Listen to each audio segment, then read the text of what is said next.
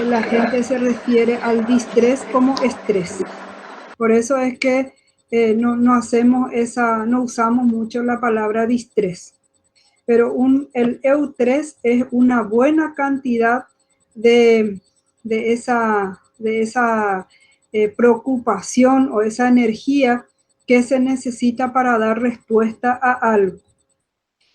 El estrés tiene 3 fases. Para recordar, les voy a decir las 3 fases que empiezan con A, porque en otros libros pueden encontrar con otros nombres. Alarma, adaptación y agotamiento. La alarma es cuando el cuerpo comienza a sentir esa necesidad de ser protegido y entonces empieza a segregar una sustancia que se llama adrenalina. La adrenalina es el producto final de una serie de descargas hormonales que se producen a través de lo que nuestro cerebro va a entender, va a percibir.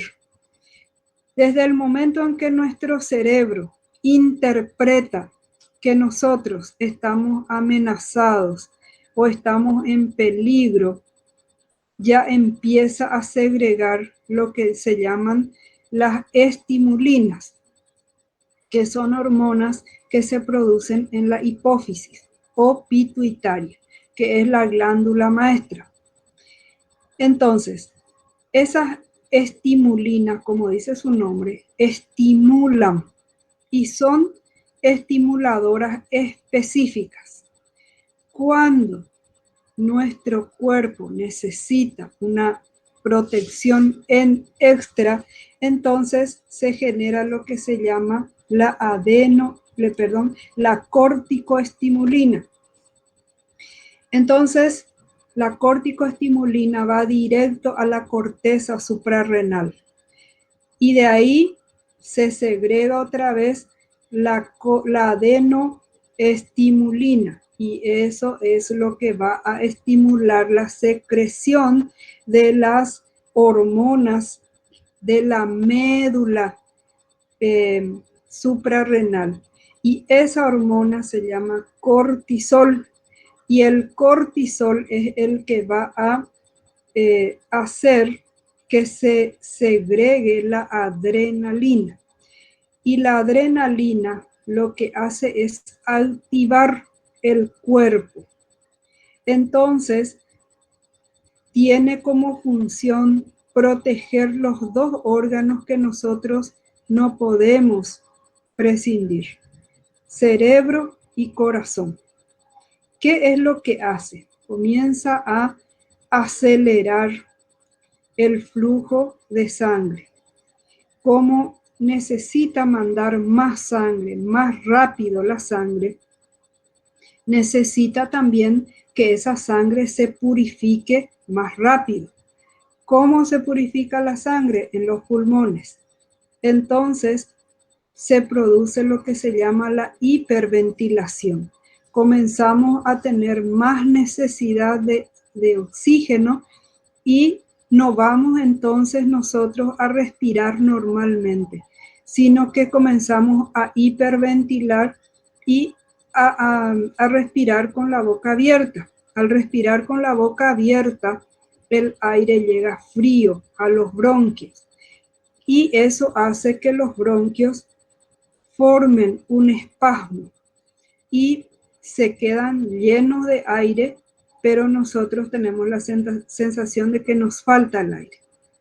Mientras que cuando nosotros respiramos inhalamos por la nariz y llega el aire tibiecita, cerramos la boca, respiramos por la nariz, entonces el aire al pasar por la nariz, como tiene una red tupida de venas y las venas conducen la sangre a 37 grados, el aire al pasar por la nariz tiene el mismo efecto que el agua que pasa por la resistencia de la ducha eléctrica, se entibia, o sea, toma la temperatura que tiene que llegar a los bronquios para no afectarlo y respiramos normalmente. Pero cuando estamos hiperventilando no pasa eso.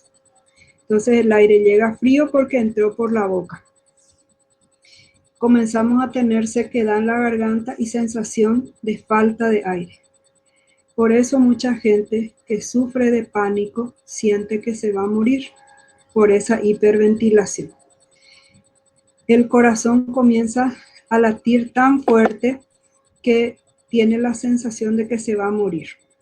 El corazón sano late fuerte. El corazón enfermo se debilita. El corazón enfermo se apaga. Entonces, eso es lo primero que le decimos a una persona ansiosa. Que tu corazón está muy bien, por eso late fuerte. Con eso ya le tranquiliza, porque ellos tienen la sensación de que van a morir.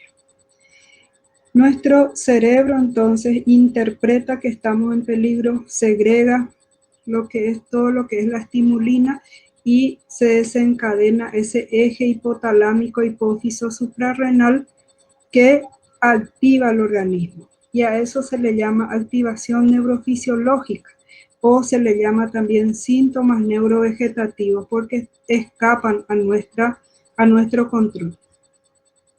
Una vez que se produjo toda esa sensación de activación, se mantiene un tiempo y después llega la fase de agotamiento.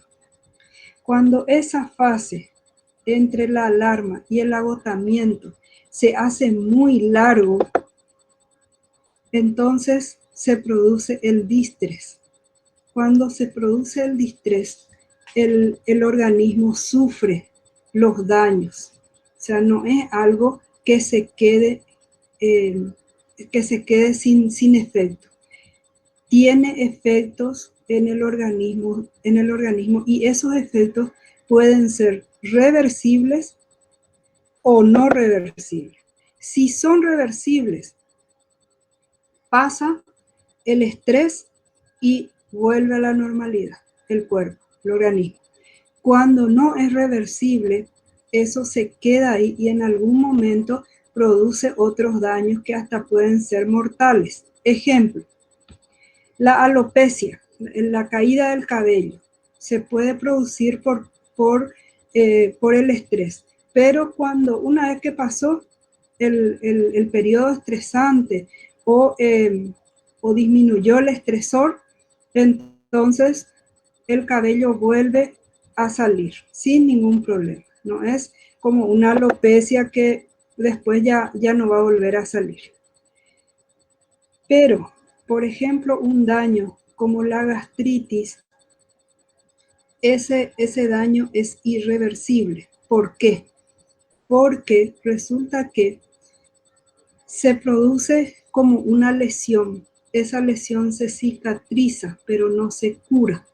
Entonces, nosotros tomamos algún antiinflamatorio o comemos comidas muy picantes o alcohol, o tomamos alcohol y esa herida se vuelve a descomponer, se vuelve a abrir, se vuelve a sentir.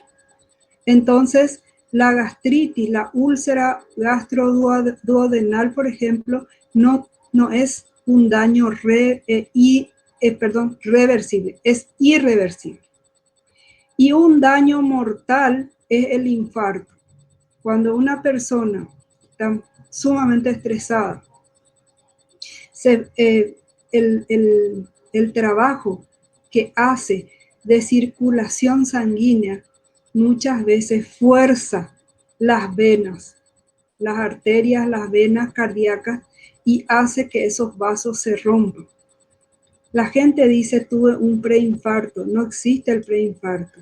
Lo que pasó fue que infartó, explotó, reventó una vena que no es muy, muy importante. Pero cuando ese infarto se da en una vena, en una arteria, en un vaso importante, entonces puede ser fatal para la persona. Por eso decimos que el estrés puede producir daños reversibles, irreversibles y también puede producir la muerte, como en este caso el infarto. Los estresores pueden ser muy intensos y cortos. Ejemplo, tuvimos un asalto.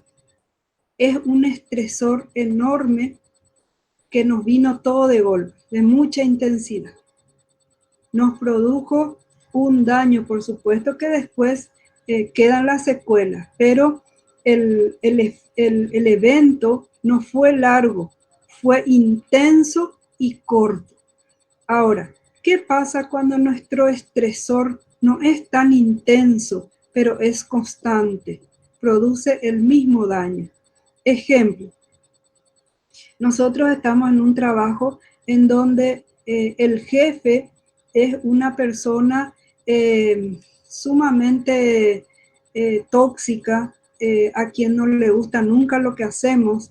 Entonces, constantemente estamos con ese estresor. Probablemente no es un estresor intenso como un asalto, pero sí es un estresor constante y produce el mismo daño. Por ejemplo, si nosotros vamos a comer, vamos a la hora de nuestro almuerzo, después de un enojo o después de una pelea, lo más probable es que nosotros no podamos digerir bien ese alimento. ¿Por qué? Porque cuando estamos bajo los efectos de la adrenalina, toda la sangre que tendría que estar trabajando en el abdomen, todo lo que sea aparato digestivo, en ese momento está suspendido y se produce una fuga de sangre a todo lo que sean músculos esqueléticos.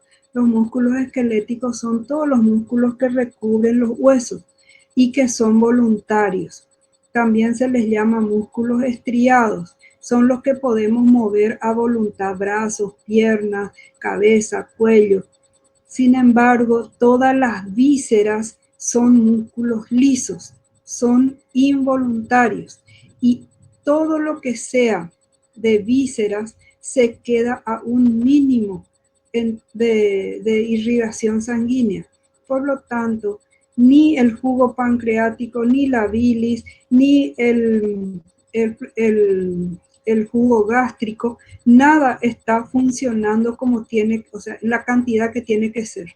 Por lo tanto, el alimento cae así pesado al estómago y da vuelta en el estómago hasta que produce una irritación que después eso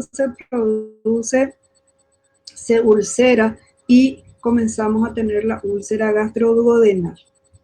Esos son los efectos del estrés. En síntesis, podemos tener estresores que sean factores positivos o negativos. Pueden ser intensos y de poca duración o pueden ser no intensos, pero constantes. El estrés puede producir daños reversibles, irreversibles y puede ser mortal. Yo les alcé a ustedes la copia de este librito y ustedes ven que dice que el estrés es la pandemia. ¿Por qué pandemia?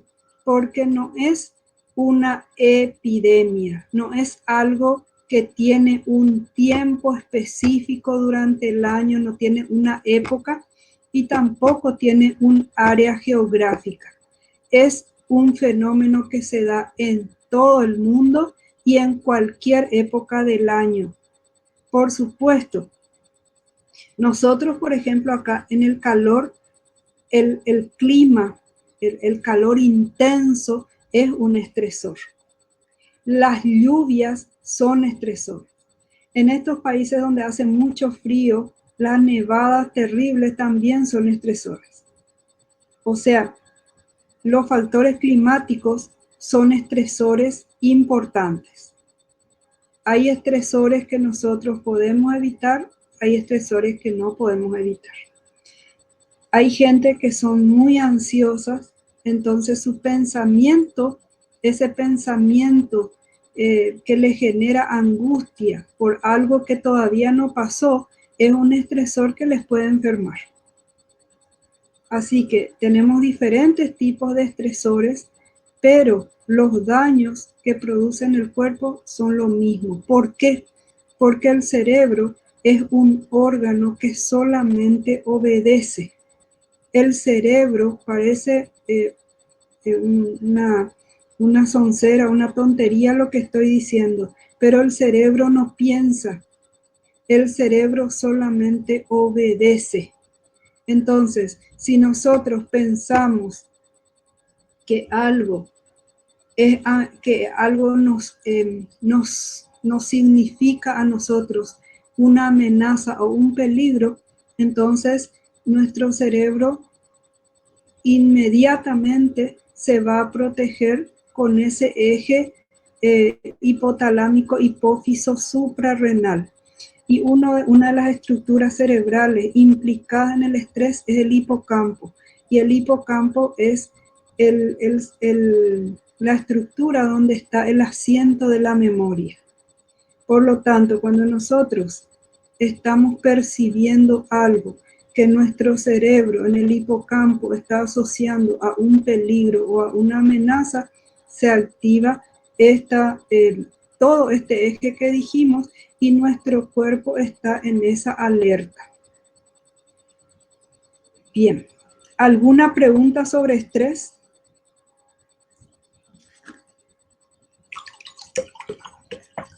Más o menos ya les di todo el panorama de lo que voy a tomar en el examen.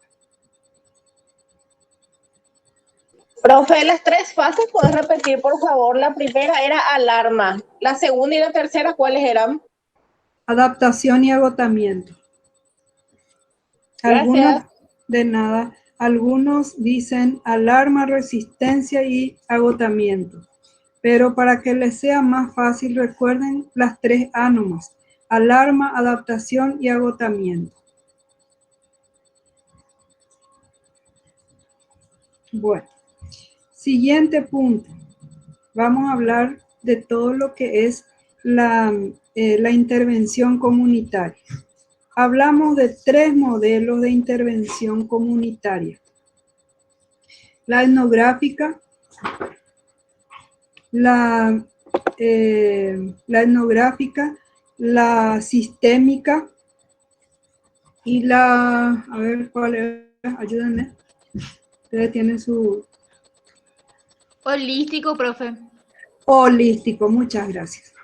La etnográfica es aquella que nosotros vamos a realizar siempre estudiando previamente la cultura.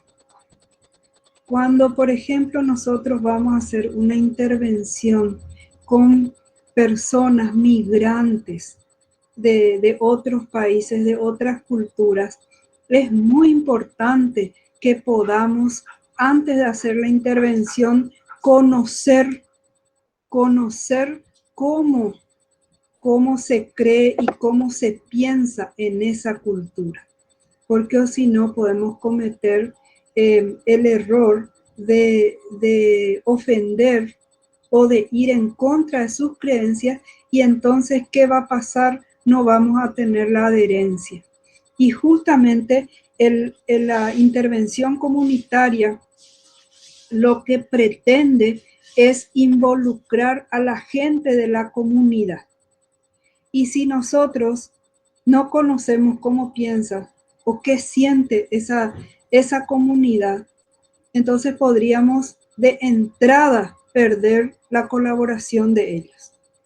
Es importante para cualquier tipo de intervención de cualquiera de esos modelos conocer la forma en que piensan, pero en la forma o en el modelo etnocéntrico, etnográfico, es muy, muy importante porque si no, vamos a quedarnos solos. No vamos a poder llevar adelante nuestro trabajo. Ejemplo, no vamos a irnos tan lejos. Nosotros acá en el Paraguay tenemos muchísimas etnias Y estas etnias, cada una tiene sus creencias. Ellos tienen su forma de clasificar, por ejemplo, los delitos, las faltas, y tienen su forma de castigar. Entonces, muchas veces nosotros vamos con nuestras leyes y ellos tienen otra forma de castigar. A lo mejor lo que para nosotros acá, para nosotros, digo como ellos dicen los paraguayos, es un delito, para ellos no lo es. Hay etnias en donde sexualmente el padre tiene que desvirginar, por ejemplo, a la hija. Y eso para ellos no es un delito. Una criatura en otras etnias, la criatura que nace en una tribu no es hijo de la mamá, es hijo de la tribu. Por eso muchas veces nosotros vemos en los semáforos que están pidiendo niñas con bebés, pero esos bebés no son producto de su embarazo, sino que son niñas que son de la tribu y entonces con ellas salen a pedir. Cada tribu tiene su forma de creer y es más, hay muchas tribus que no hablan el guaraní que nosotros estudiamos en las escuelas o que hablamos en la calle. Entonces se hace muy difícil a veces comunicarnos con ellos. También sus creencias en cuanto a las enfermedades o en cuanto a los tratamientos. Entonces, hay que manejar con mucho cuidado esa parte cultural. Cuando estamos hablando de estos migrantes que desde hace unos años se está dando mucho la migración, no podemos nosotros intervenir ni hacer, por ejemplo, terapia si no conocemos la forma de pensar en esa cultura. Hay culturas, por ejemplo, en donde la mujer es muy importante porque es el vínculo o a través o el medio a través del cual se mantiene o perdura la vida. Entonces es privilegiada.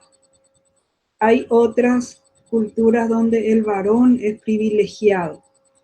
Entonces, a lo mejor lo que es una violencia doméstica, una violencia intrafamiliar para nosotros, para ellos no es.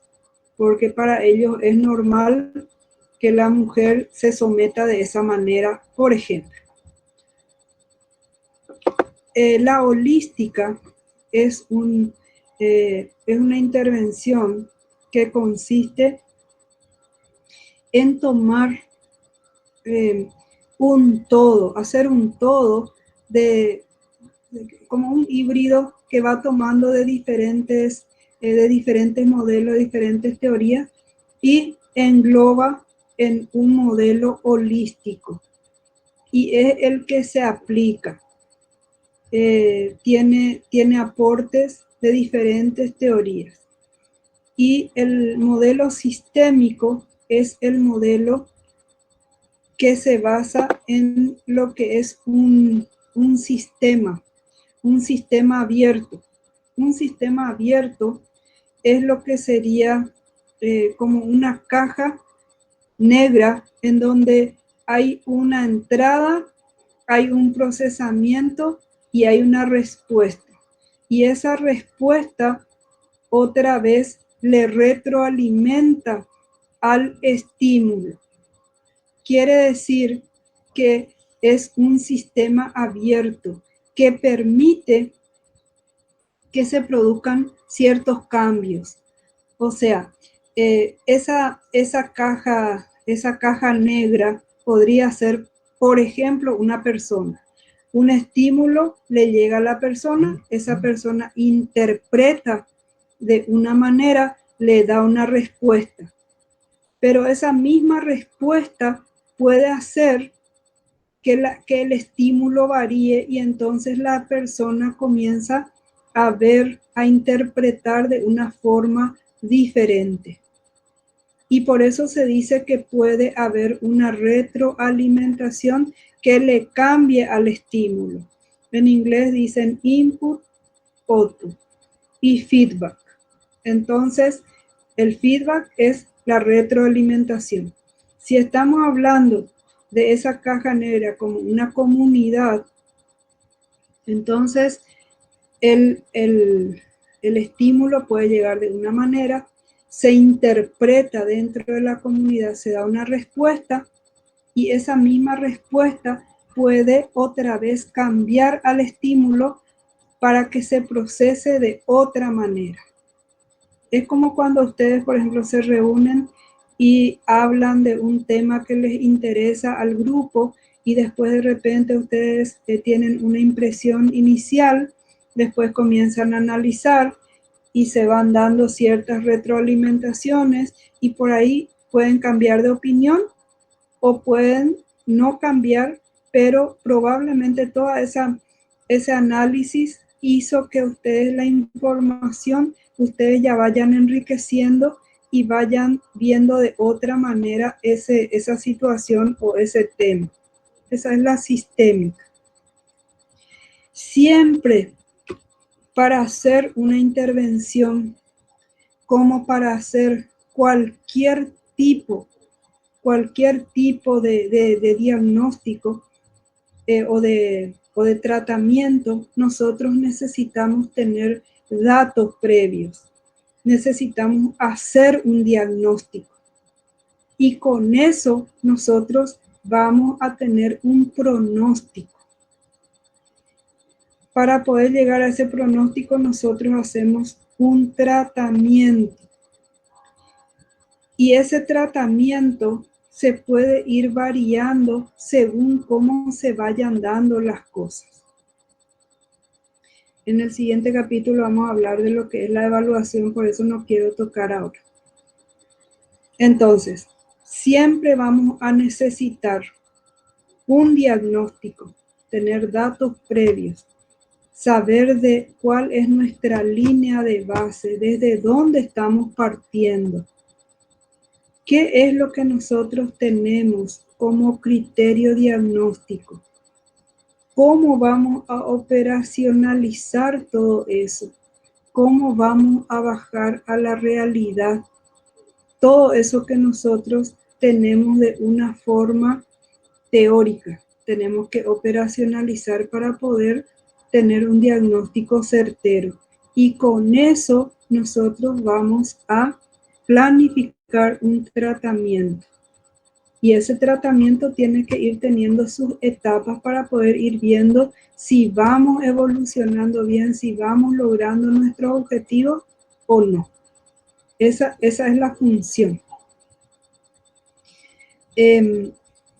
Hay diferentes modelos, pero nosotros estudiamos mucho todo lo que es a Paulo Freire, que es un sacerdote que probó y trabajó muy bien la psicología comunitaria en el Brasil.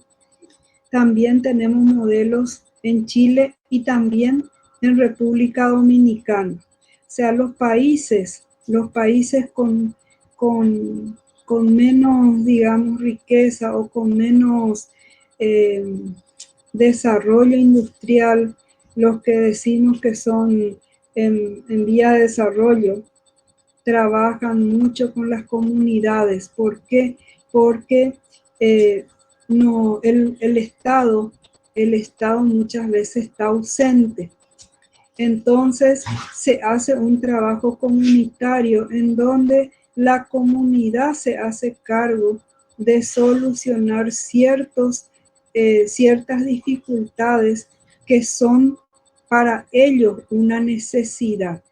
Por eso es importante que nosotros sepamos qué es lo que ellos necesitan, no querer ir a imponerles lo que nosotros creemos que ellos necesitan, porque entonces vamos a tener una colaboración menor. A mí me puede parecer que ellos están necesitando no sé, X cosas, pero en realidad cuando yo hablo con ellos, ahí nosotros tenemos nuestros informantes claves. Nos vamos a hablar con las autoridades, con la gente que más está más están en contacto con la población, docentes, líderes religiosos, líderes políticos, vecinos antiguos. Puede ser, por ejemplo, una persona que esté trabajando ahí en la vecindad, como las comisiones vecinales, etcétera, los médicos, los que están en los dispensarios. Y estas personas nos pueden dar a nosotros los datos de la necesidad sentida, no lo que nosotros creemos. Y ahí entonces podemos trabajar con ellos y vamos a lograr que ellos se sientan involucrados. ¿Por qué? Porque es lo que ellos quieren conseguir. No es algo que nosotros le estamos imponiendo. A lo mejor para nosotros hay una necesidad terrible que ahí se haga una red cloacal, pero ellos quieren una plaza. Entonces nosotros acompañamos esa necesidad de ellos y trabajamos para conseguir la plaza. Ahora, después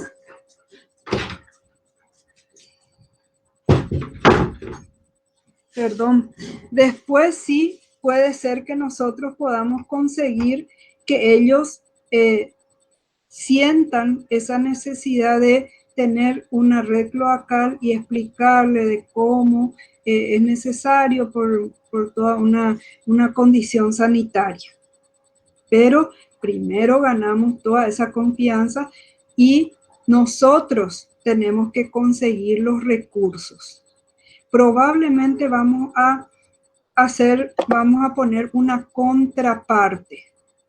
Es decir, nosotros presentamos todo nuestro proyecto y nosotros vamos a poner a lo mejor el 50%, el 60%, pero el Estado nos va a poner 40%. Entonces ya nos sentimos partícipes de eso, ya nos sentimos como dueños de eso que nosotros estuvimos trabajando. Ya no es algo que el Estado nomás te va a poner. En eso consiste el trabajo comunitario. Ahora, vamos al siguiente capítulo, que es todo lo que es epidemiología. La epidemiología es... Profe, ¿sí? antes de pasar, nomás tengo una consulta de algo que no me quedó muy claro.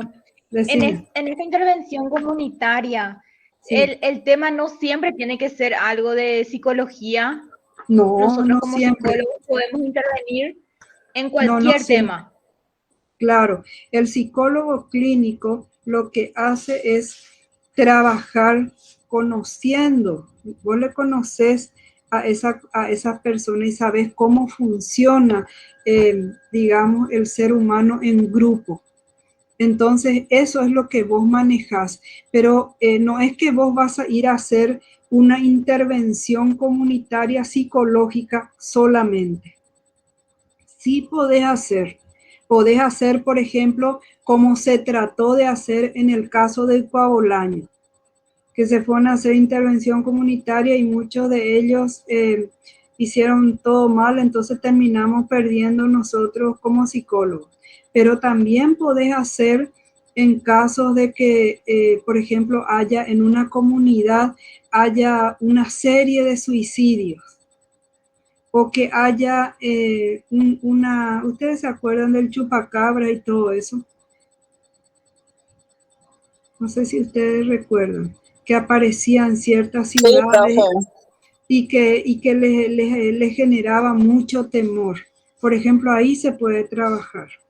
Se puede trabajar también en casos como en ciertas comunidades, que de hecho se hizo, que en la Semana Santa aparecían un montón de adolescentes con intento de suicidio, con suicidio consumado.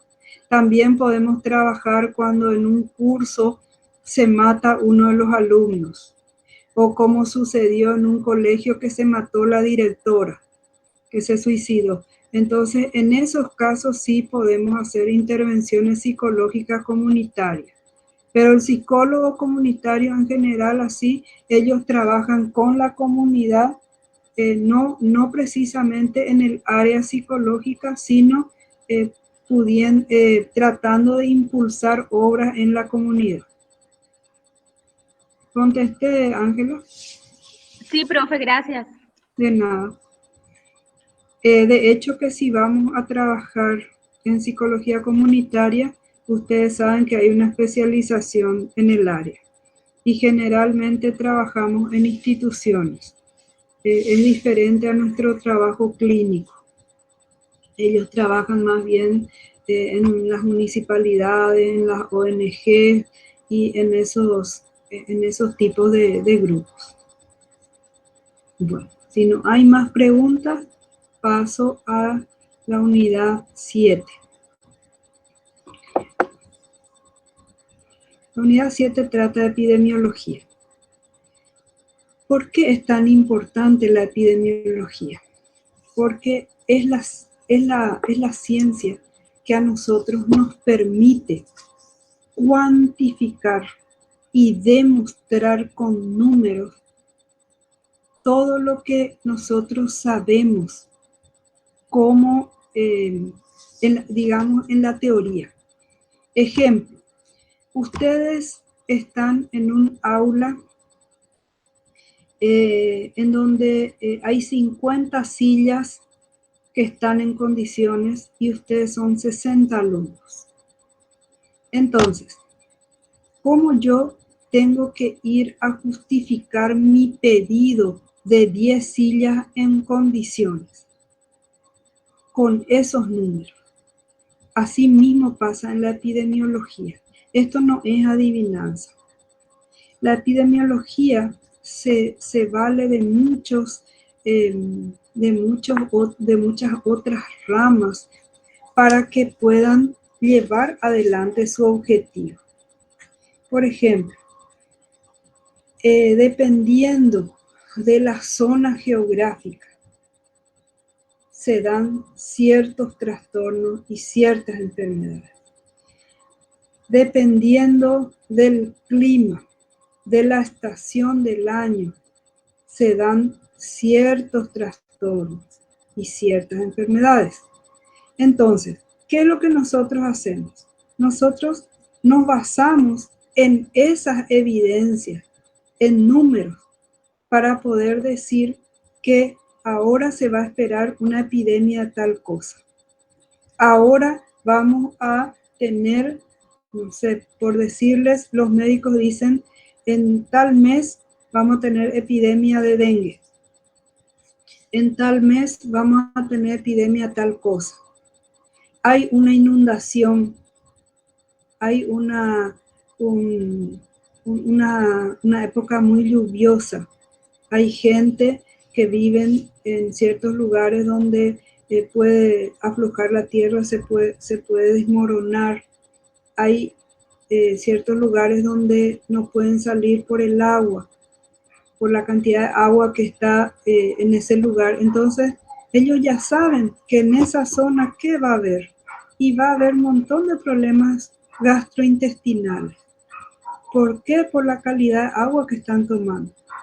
Ellos ya saben que en ciertos lugares en donde hay muchos cerros, ellos tienen que reforzar la cantidad de yodo.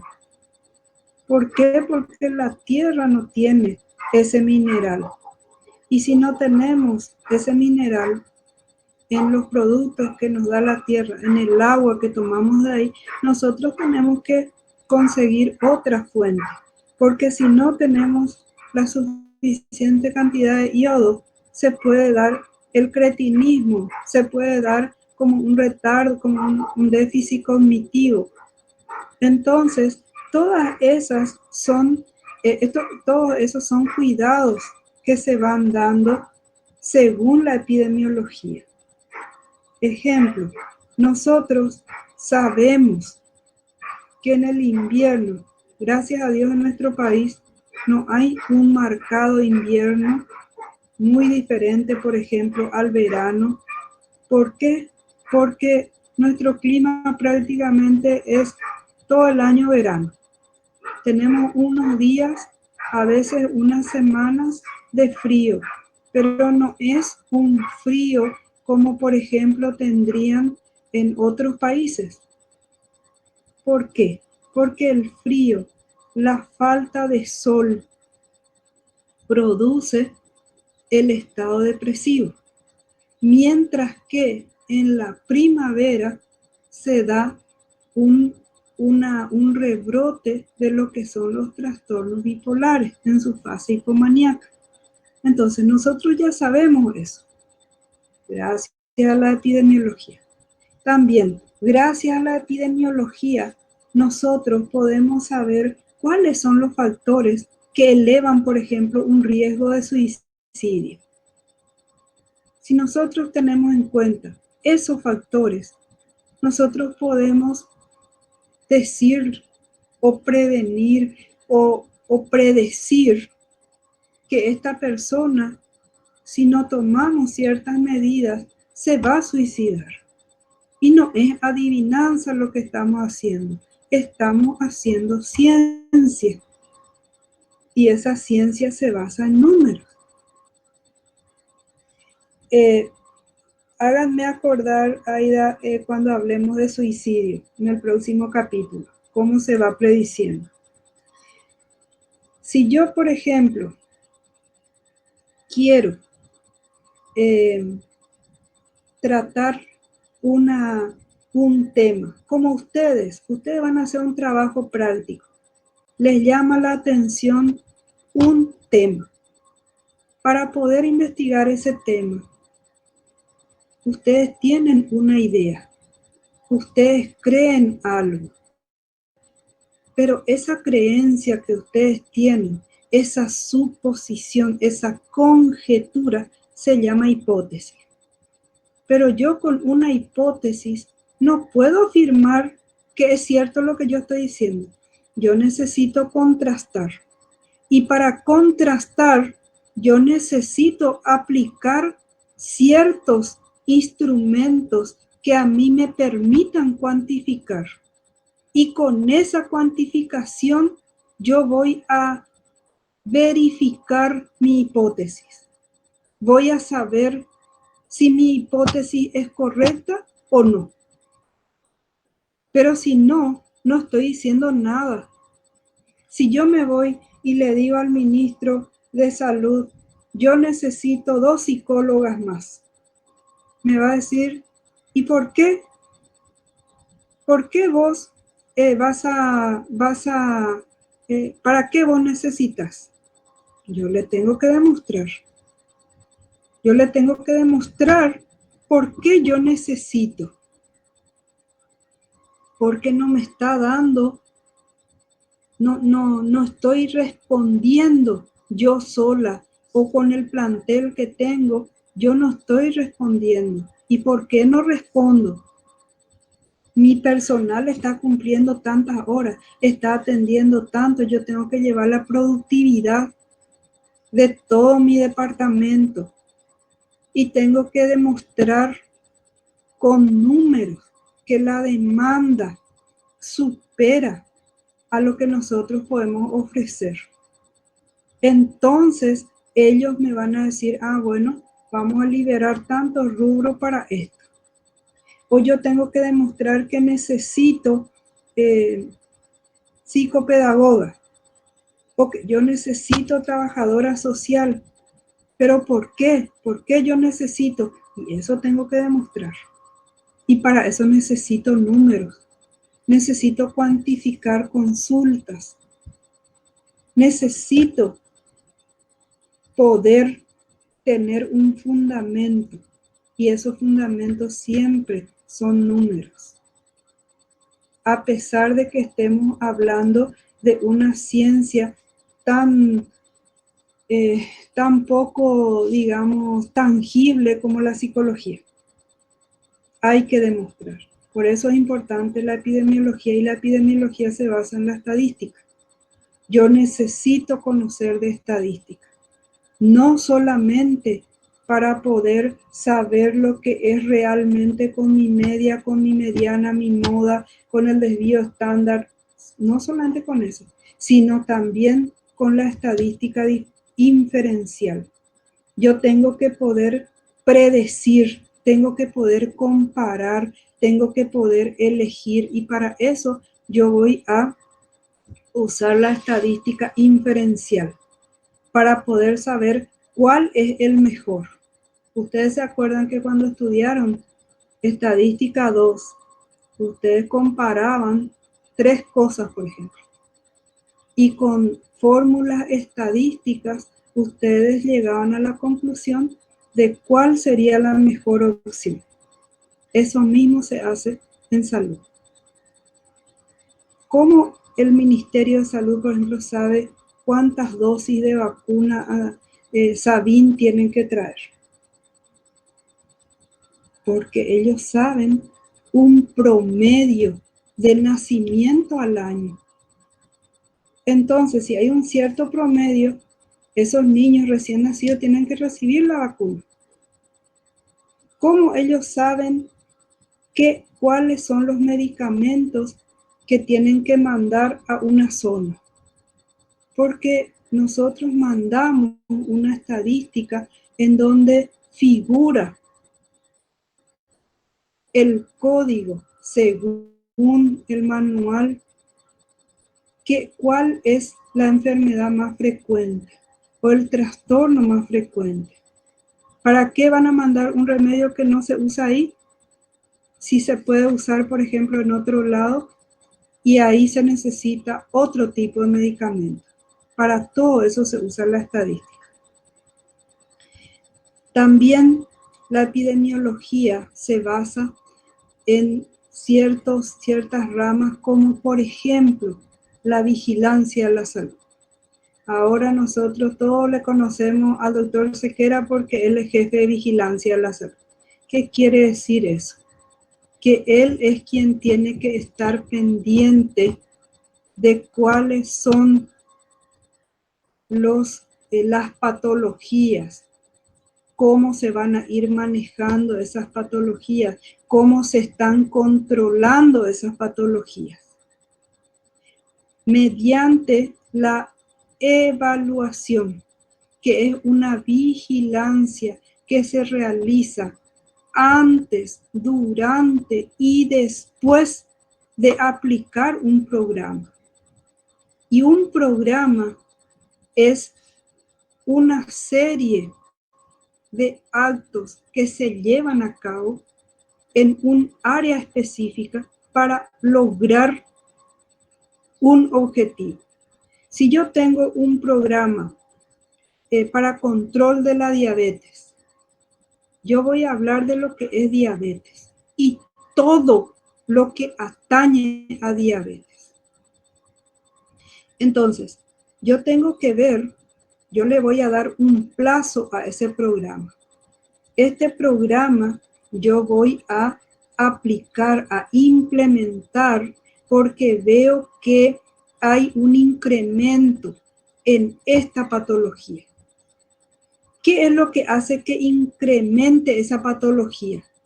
Estamos comiendo mal, estamos haciendo poca actividad física, el factor genético. ¿Qué es lo que está haciendo que se dispare la diabetes? Un ejemplo nomás. Entonces, yo voy a aplicar un programa. Voy a tomar a estas personas diagnosticadas, les voy a hacer un control cada cierto tiempo, les voy a dar una dieta nutricional y voy a ver si realmente es eso lo que está fallando o qué es lo que está haciendo que se incremente. Porque yo lo que quiero controlar es que esa patología no aumente. ¿Y por qué? Porque es una de las patologías muy invalidantes. Porque es una de las patologías que le cuesta mucha plata al Estado, a la familia y mucho sufrimiento al que padece. Entonces, a eso nosotros apuntamos.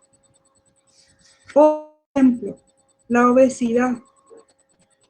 La obesidad es una pandemia. ¿Por qué? Nosotros todavía tenemos cierto control, pero en niños en los Estados Unidos se está viendo un crecimiento, digamos, exponencial de la obesidad infantil. Entonces, ¿qué están haciendo ellos? Ellos están investigando el por qué. ¿Qué es lo que está fallando acá? La falta de ejercicio físico, pues están todo el día sentados frente a las pantallas.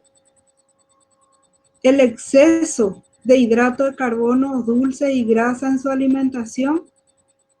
¿Qué es lo que está haciendo que estos niños padezcan? Porque la obesidad infantil ya es una enfermedad, porque es también disfuncional. A eso ellos se están abocando. Entonces, ¿qué hacen? Comienzan a cambiar.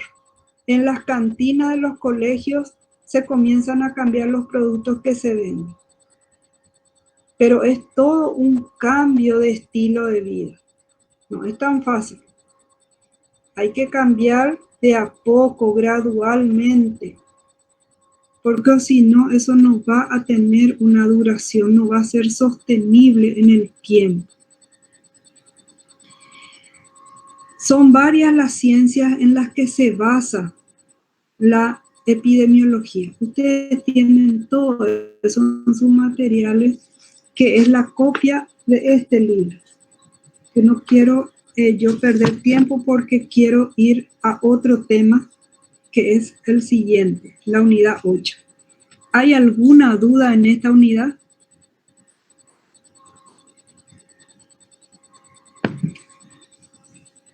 Les ruego que lean muy bien, no precisamente, porque obviamente yo no les voy a pedir definiciones, porque las definiciones están en el libro, pero sí en los materiales, pero sí les pido que lean y entiendan bien de qué se trata cada uno de estos términos. Y un término que me olvidé y voy a decir ahora son los factores. Tenemos 3 clases de factores. Tenemos los factores de protección, factores de mantenimiento y los factores de riesgo. Los factores de protección son todos aquellos factores o elementos que hacen que nosotros tengamos una cierta, un cierto plus que nos proteja o que nos, digamos, sea como un escudo en algún momento de nuestra vida. Por ejemplo, en nuestra área, ¿cuál es un factor protector? El afecto y el cariño en la niñez. Un niño querido, un niño que recibió la protección, los cuidados, el afecto, hablando solamente en un área afectiva, no cuidados físicos ni de alimentación, cuidados afectivos. Es un niño que tiene mucho menos riesgo de ser un adulto problemático. Va a estar mucho más preparado para afrontar apropiadamente las dificultades de la vida adulta que un niño que, por ejemplo, no recibió ese afecto. Ni hablemos de la parte nutricional. Entonces, un factor de protección es el cariño en la infancia. Otro factor de protección es la resiliencia, la capacidad que tenemos de resistir a los embates y poder superar los problemas sin quebrarnos. Y esa resiliencia es mucho más probable que podamos desarrollar si nosotros tenemos una buena autoestima o tenemos un contexto que nos apoye, que nos fortalezca. Porque muchas veces nuestra misma familia es un factor de mantenimiento de algún trastorno. Porque el factor de mantenimiento es aquel elemento que hace que una patología o que una enfermedad no se pueda remitir del todo, que no pueda desaparecer del todo. Ejemplo, tener unos padres tóxicos, tener un padre alcohólico, tener una madre maltratada, tener uno de los padres o los dos con trastorno de personalidad o con trastorno mental, una mamá depresiva, una mamá ansiosa, tiene un impacto en los hijos, porque una mamá ansiosa es una mamá sobreprotectora y eso actualmente es considerado un maltrato porque no le deja desarrollar todas sus capacidades y sus aptitudes, los recursos que tiene esa criatura. Por eso es un factor de riesgo. Una mamá ansiosa durante la gestación, ese cortisol que constantemente está segregando, hace que el feto no pueda desarrollar su hipocampo de una manera apropiada. Entonces, esa criatura, o sea, ese feto, cuando nazca, va a tener una capacidad diferente, un hándicap, se llama eso, diferente al otro que nació de una gestación tranquila. Entonces, este niño que fue gestado en una persona muy ansiosa, con mucha carga de cortisol, es más probable que sea un niño con menos capacidad mnémica, porque el hipocampo es el asiento de la memoria, como les dije hace rato. Entonces ya tiene un déficit hipocampal. En su génesis ya le está afectando. Una mamá depresiva puede tener un neonato depresivo. Un niño, una niña puede nacer depresivo. No es que cuando somos grandes, cuando somos adultos y cuando entendemos nomás nosotros estamos deprimidos. Un neonato, un recién nacido puede estar deprimido. Es un niño que no pide alimento, un niño desnutrido, es un niño que no llora, es un niño deprimido. Entonces, todo eso es lo que nosotros tratamos, por ejemplo, con la gente que va a trabajar con las mujeres gestantes. Cómo hacerle entender, cómo enseñarle a controlar su ansiedad, sus emociones, porque con eso nosotros estamos previniendo un daño al feto. Estamos haciendo prevención. ¿Por qué? Porque esa persona, al saber el daño que le provoca a su feto, a su hijo, a su hija, entonces pone de su parte para poder controlarse emocionalmente. Si es una mujer, por ejemplo, que pasó un periodo de gestación muy problemático, es más probable que tenga un hijo con algún tipo o una hija con algún tipo de problemas cuando generalmente se desarrolla cuando van a ingresar a la escuela, como un TDA, como una depresión, como los efectos de la violencia. ¿Alguna pregunta?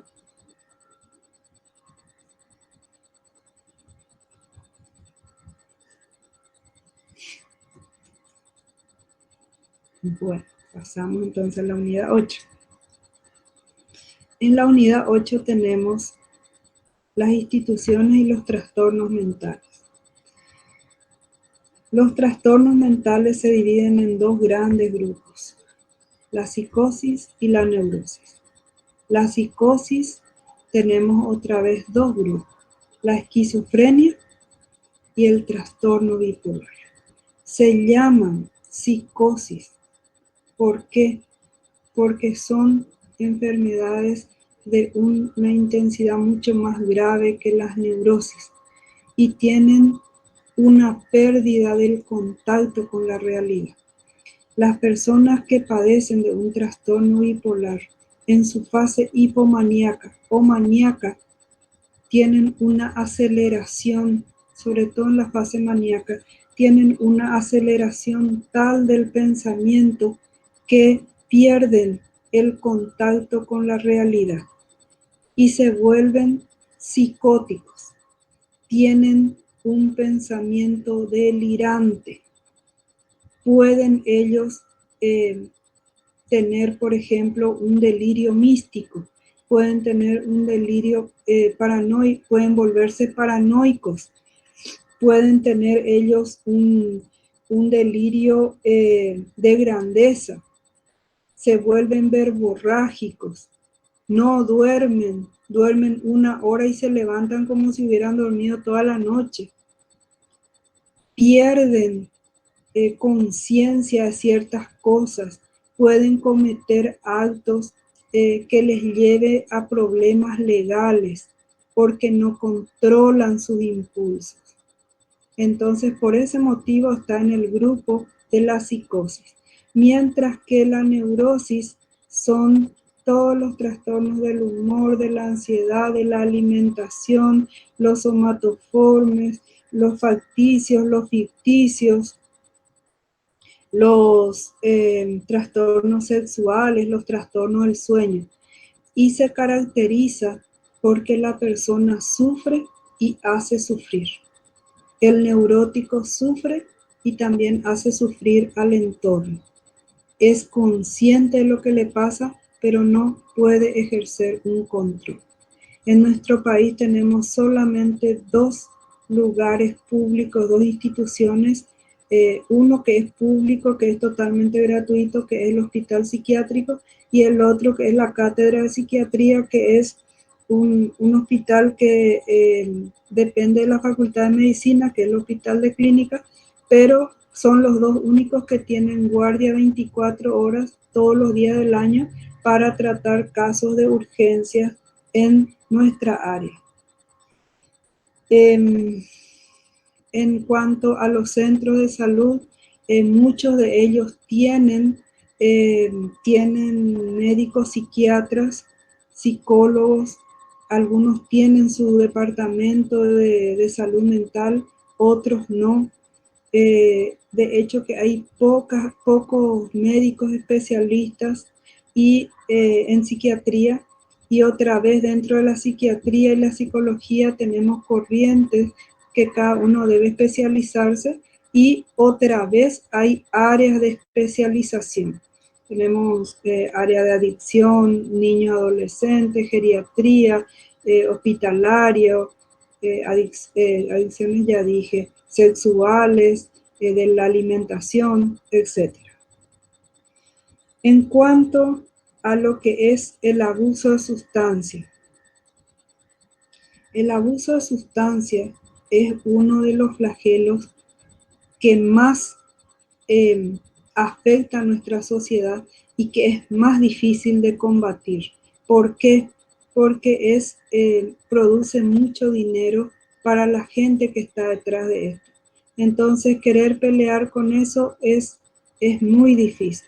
Yo trabajé con muchos adictos y realmente siempre al empezar a trabajar quería saber cómo es que, sabiendo todo el daño que les produce, ellos usan estas sustancias, y llegué a la conclusión, por lo que pude recabar en los estudios, que muchos de ellos se inician así de una forma muy gradual, hasta que cuando ellos se dan cuenta ya están en el fondo. Y para sacarlos de ahí es sumamente difícil. Sumamente difícil. Los adictos a sustancias psicoactivas cualquier droga, cualquier fármaco, cualquier alcohol, son personas sumamente mentirosas. Son personas que creen que ellos van a dejar cuando ellos quieran. Se engañan a ellos mismos, quieren engañarnos a nosotros y nunca aceptan que es una patología, sino que es algo que ellos eligen y que cuando quieran van a dejar. Es sumamente difícil. Lo que más se utiliza es la marihuana. Tenemos drogas que son exaltantes y otras que son relajantes, como la marihuana. Tenemos drogas que son muy caras, como la cocaína. Sin embargo, una droga muy barata, pero que en realidad es la más cara, es el crack. ¿Por qué? Porque el crack es barato en sí, pero genera tanta adicción que tienen que usar muchos al día. Entonces, en el total sale mucho más caro que un sobrecito de cocaína. Las personas usan muchísimo también las sustancias farmacológicas como ciertos hipnóticos que se mezclan con alcohol. Lastimosamente, como hay mucho dinero detrás, hay muy poca recuperación en esto. También hay recuperación, pero hay que tener una gran capacidad de frustración para trabajar ahí. Eso es en cuanto a sustancias. Por supuesto, sabemos todo lo que viene detrás de la droga y del alcohol. Hay muchas muertes, hay mucho daño que se produce. De hecho, que en cada borrachera, en cada estado de ebriedad, de ebriedad grande, digamos, se mueren 1 millón de neuronas. Lo que pasa es que tenemos tanta cantidad que tienen que pasar muchas borracheras para empezar a darnos cuenta. Pero ustedes van a ver en los alcohólicos, por ejemplo, que tienen un color característico en la nariz, tienen unos temblores finos, tienen cierta inestabilidad. ¿Por qué? Porque ya están dañados ciertos centros motores del cerebro. Y el alcohol empieza a subir de la prefrontal y va para atrás. Por eso cuando comienzan a contaminar o a intoxicar su cerebro, primeramente se desinhiben verbalmente y después, como va avanzando y llegamos a la zona rolándica, en la mitad de la cabeza más o menos, que es la zona motora, comenzamos a tener problemas en la marcha. Ya no podemos mantener la marcha recta. Si eso sigue avanzando y llegamos a la occipital, entonces ahí ya cuando tenemos todo el cerebro intoxicado es cuando llegamos a un coma alcohólico. Generalmente, si uno en un estado así de ebriedad, con mucho alcohol en sangre, tiene un accidente, no se pueden utilizar anestésicos. Entonces, si hay que hacer algún procedimiento, se hace sin anestésico. Porque si no, corremos el riesgo de que sufra otros daños peores. Eso en cuanto a sustancias. En cuanto a violencia. La violencia, ustedes ven que estamos hablando de violencia de género, estamos hablando de feminicidio, estamos hablando muchas veces de violencia intrafamiliar, de maltrato infantil, de maltrato a la mujer, y eso se da en todo el mundo. No podemos decir que se da en cierta clase social ni en cierto nivel económico, se da en todos los niveles económicos, en todas las clases sociales. Se da en la niñez, se da con las mujeres, se da con los adultos mayores. ¿Y por qué se da eso? y tiene mucho que ver la parte hormonal, porque las hormonas son las que marcan ese temperamento, digamos, en cada uno de nosotros. Hay mujeres también que somos violentas, no es que solamente los varones, en menor cantidad, pero también estamos las mujeres violentas. Y lo peor de todo es que muchas veces las mujeres son violentadas y sacan toda su bronca, todo su enojo con las criaturas. Entonces ahí se da la violencia en cadena. Muchas veces los hombres culturalmente se creen superior a las mujeres, y en otras culturas las mujeres se creen superiores a los hombres. En realidad nosotros tendríamos que saber que los sexos se complementan. Lo que a lo mejor el sexo femenino no puede hacer el masculino, y viceversa. La mujer, de hecho, que es mucho más emocional que el varón, pero dependiendo de la cantidad de hormona, de testosterona que tenga, también va a ser una mujer más aguerrida, va a tener más empuje, más agresividad en su actuar. No va a ser tan sumisa y no va a ser de esas personas que es como muy conformista. La paraguaya en general es una mujer que es aguerrida y que lucha por salir adelante. Y eso yo creo que históricamente nosotros tenemos ese legado. Y culturalmente también la mujer paraguaya es muy fuerte. Yo creo que no tengo un estudio científico, no me puedo amparar en ninguna estadística, pero yo creo que las mujeres de acá somos mucho más aguerridas. ¿Por qué? Porque no tenemos no tenemos acceso a tanta facilidad como tienen otros países. Entonces lo que no tenemos que inventar. Y generalmente la mujer es la que lleva adelante sus hijos, su casa, su matrimonio, y es la persona que administra todo.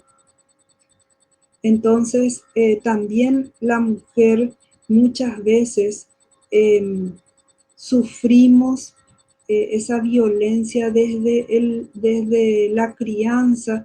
Entonces, como nuestro modelo ya está digamos, deficiente, después cuando tenemos que elegir marido, elegimos otra vez un marido que va a replicar ese modelo que nosotros pasamos en nuestra casa.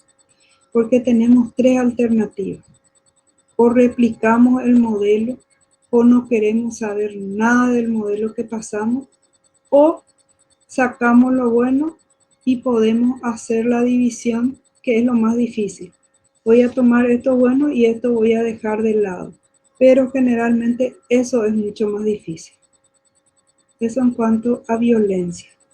Y en cuanto a la edad y al género. Las mujeres en una tercera edad, pueden manejarse mucho mejor que los hombres en forma, digamos, solas. Los varones viudos, separados, solteros, son personas mucho más lábiles. Por eso en ellos es mucho, estadísticamente, hay mucho más suicidio que en las mujeres. Hay muchos más hombres de la tercera edad deprimidos que mujeres de esa edad, viudas, solteras o divorciadas, deprimidas. Por supuesto, son personas que a lo mejor se adaptan mucho más a los hijos, por ejemplo.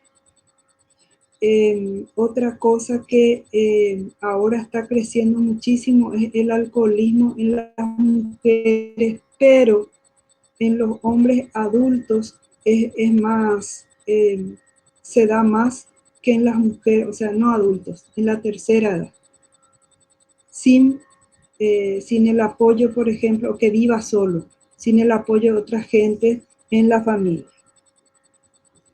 Y ahí quiero hablar un poco lo que es el suicidio. El suicidio se da, tiene ciertas características. Generalmente nosotros tenemos muchos mitos culturalmente acerca del suicidio. Creemos que la persona que avisa no se va a suicidar. Mentira. La persona que avisa solamente está pidiendo auxilio. Y no hay que tener miedo para hablar del suicidio o del intento o de lo que quieren hacer, porque a veces eso es terapéutico. Eso les ayuda a las personas que están pensando en suicidarse, a veces les ayuda con el solo hecho de hablar, para ellos muchas veces es terapéutico y les ayuda a tomar otras decisiones. Hace rato me preguntaban cuáles son los factores. Los factores que aumentan el riesgo de suicidio son la edad adolescente, padecimiento de trastorno mental, consumo de sustancias, existencia de intentos previos en anteriores, que no sea el primer intento, y falta de apoyo familiar. Entonces, si nosotros tenemos un paciente, una paciente adolescente y que tenga un trastorno de base como un trastorno depresivo o un trastorno esquizofrénico, que es otro de los que más, el trastorno bipolar en su fase maníaca o en su fase depresiva grave, el trastorno depresivo monopolar o unipolar en su fase grave o grave con síntomas psicóticos, o la persona, no está bien, ya dije los trastornos del bipolar, los trastornos depresivos unipolares y la esquizofrenia con alteraciones sensoperceptivas graves son los que más riesgo de producir, de intentar contra su vida tienen. Cuando ustedes vean a alguien que se está produciendo cortes, cutting, autolesiones, esa persona es de cuidado, porque va a intentar contra su vida. Cuantos más intentos de suicidio tienen, más grave es, porque ya prueban un método, no les da resultado, prueban otro y prueban otro. Entonces hay que prestarle atención. Las mujeres cometemos estadísticamente más intentos de suicidio, pero menos suicidio consumado. Los varones, menos intentos suicidio, pero más suicidios consumados. ¿Por qué? Porque usan medios más letales. Las mujeres usamos más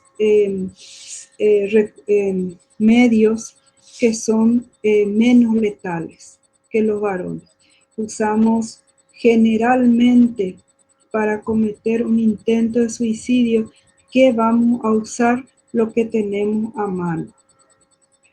Entonces, si yo vivo en una zona agrícola, ¿qué es lo más probable que yo pueda usar? ¿Qué es lo que yo puedo usar en una zona agrícola? ¿El veneno, profe? Claro, los agrotóxicos. Los agrotóxicos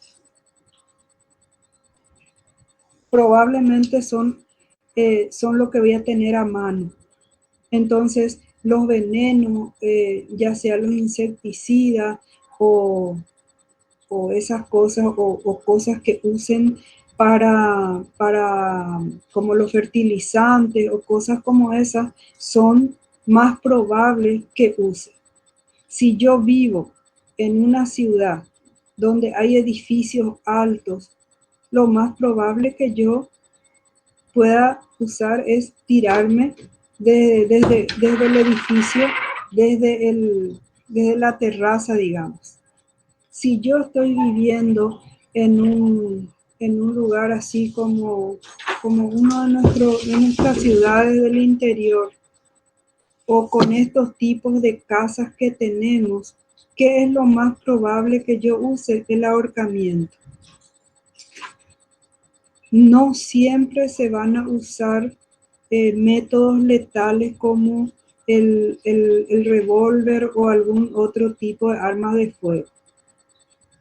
Generalmente las mujeres usamos métodos así como los fármacos para intoxicarnos o cortarnos las venas porque es como que es menos sufrimiento. O sea, eso tienen que tener en cuenta. Si ustedes se van a vivir, a trabajar al interior, tengan en cuenta qué pueden utilizar para hacerse daño los pacientes de ustedes. Si tenemos un lugar, un dispensario, un centro de salud, y ahí le tenemos que tener a nuestro paciente, nosotros tenemos que atender porque los médicos, los enfermeros en general, no tienen en cuenta esto.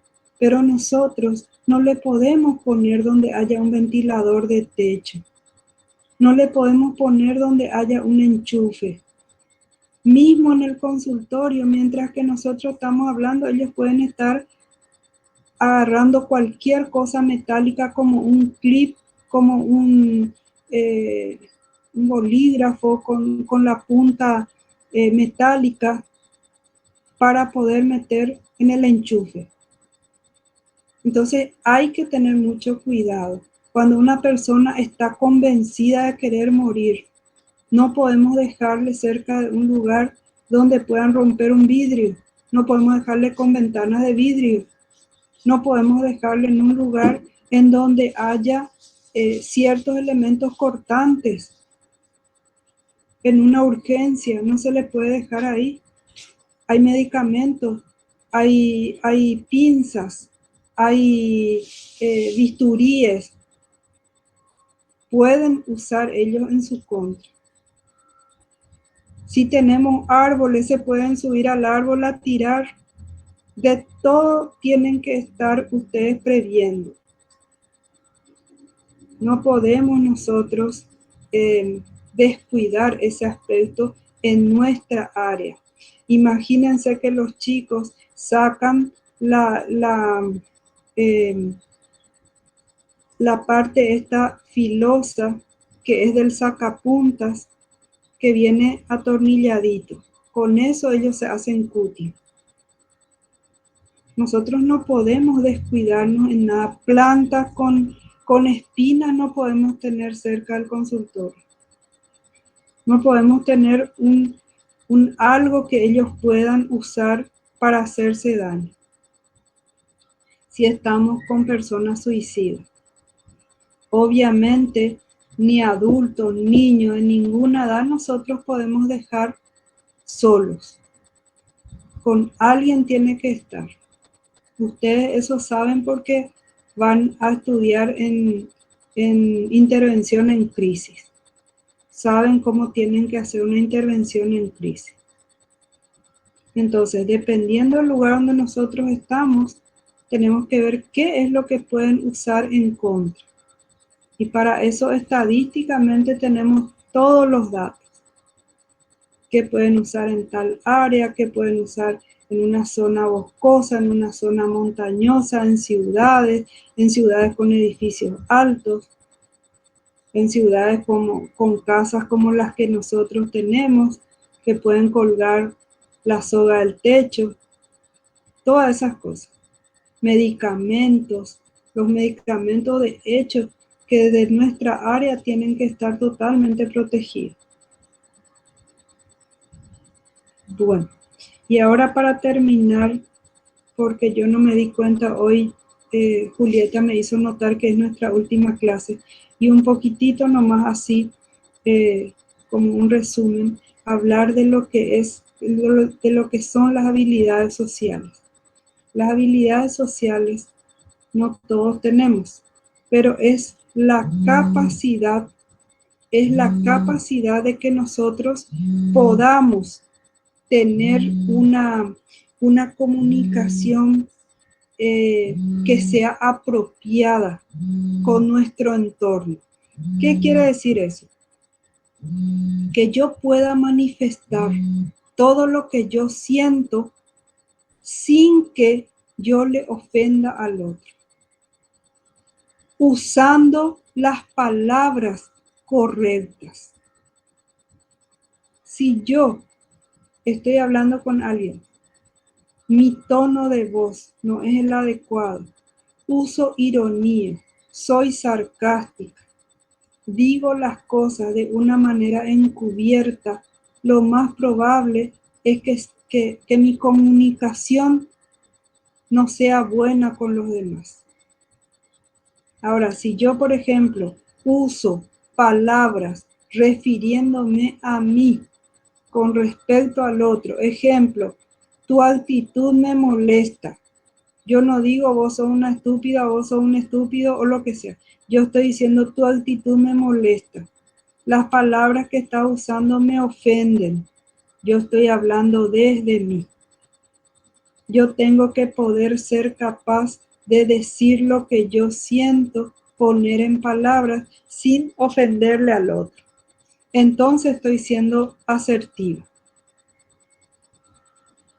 Esa es la asertividad, cuidar el tono de voz, cuidar nuestro lenguaje corporal, no usar ironía, mensajes indirectos, evitar todo lo que sean ofensas sutiles.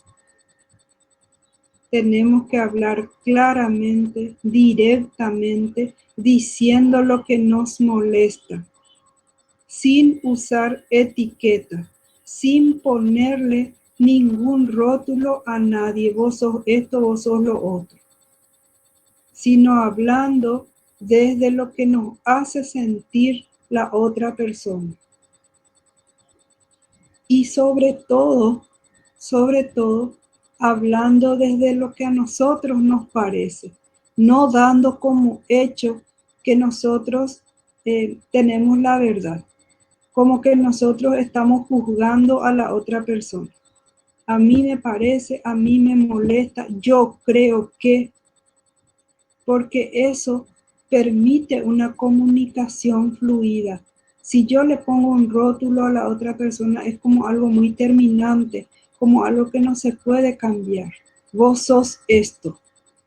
Entonces es como algo muy, muy determinante. Sin embargo, en este momento vos estás actuando así, o lo que vos haces es esto o transmite esto, permite a la otra persona hacerse un autoanálisis, pero también permite que esa persona siga conversando con nosotros y no se ponga a la defensiva y se cierre. Eso les quería decir de las habilidades sociales. Todo el resto tienen ahí en los materiales que son más bien para manejo de ustedes cuando sean terapeutas.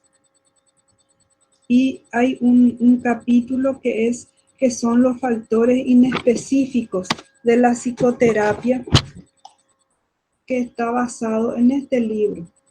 Y es para que ustedes vayan leyendo y releyendo a medida que vayan practicando con los pacientes. Cada paciente tiene su tiempo. A veces son factores que nosotros ni siquiera nos percatamos y afectan nuestro rapport, la transferencia, la contratransferencia, todas esas cosas para que ustedes vayan teniendo en cuenta más bien para su vida profesional. Y no se olviden que como terapeutas sí o sí tenemos que hacer nuestra higiene mental. Yo no me puedo quedar con los problemas de los demás.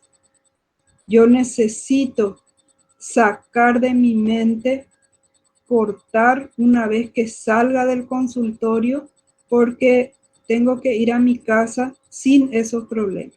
Lo mismo que cuando entro a mi consultorio, yo tengo que dejar afuera los problemas familiares. Nosotros como terapeutas tenemos que tener también nuestra forma de hacer salud mental. Tenemos que protegernos porque si no, no vamos a poder ayudarles a nadie. Y un terapeuta tiene que hacer en algún momento de su vida psicoterapia. No crean que porque son psicólogos no van a necesitar de un terapeuta. El terapeuta tiene que aprender cuáles son sus problemas y cuáles son los problemas de los demás para separar, no para proyectarnos ni para mezclar todo lo que podríamos encontrar y contaminar en nuestra relación paciente-terapeuta. Muy bien. ¿Alguna pregunta?